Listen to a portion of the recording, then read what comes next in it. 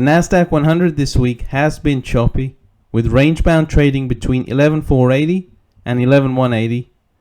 Despite the lack of direction, a lot has happened, with the British pound coming under severe pressure.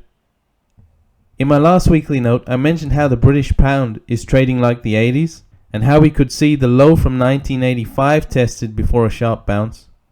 On Monday, that low was tested, including a bounce, with sentiment hit, bond yields spiking, with US investment grade bonds hitting their highest level since 2009 at 5.63%, as you can see here. Equities were also hit, and the Nasdaq 100 hit the 11,180 support level as a result.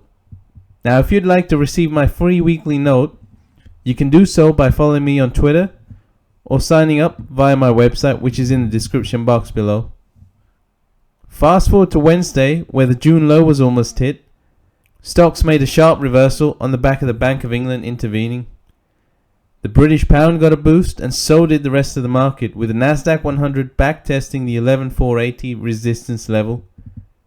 The significance of 11,480 is that it is the 200-week exponential moving average, so it's a big level. Then came the downgrade on Apple, following reports that the iPhone maker has told suppliers not to ramp up production for its new iPhone 14 after failing to see demand as high as anticipated. This led to the Nasdaq 100 retesting the June low before rebounding slightly. In terms of levels to watch into the weekend and next week, price is struggling to reclaim 11,180 into the weekend. If price does close above 11,180, then 11,480 to 500 becomes the upside resistance into next week.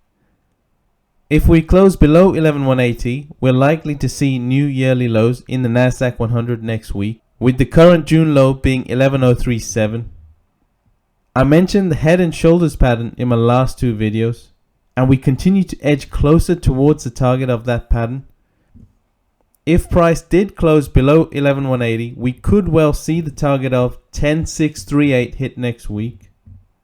Other factors to consider: take a look at this chart. Now, the USD has been a real winner this year, and you can see when the dollar gets too strong, it generally leads to some financial or economic stress. The USD needs to cool off for risk assets to rally in a big way. Inflation remains a persistent problem both in the US, with the Fed's preferred inflation measure PCE coming in higher than expected, and Eurozone inflation hitting 10% year on year.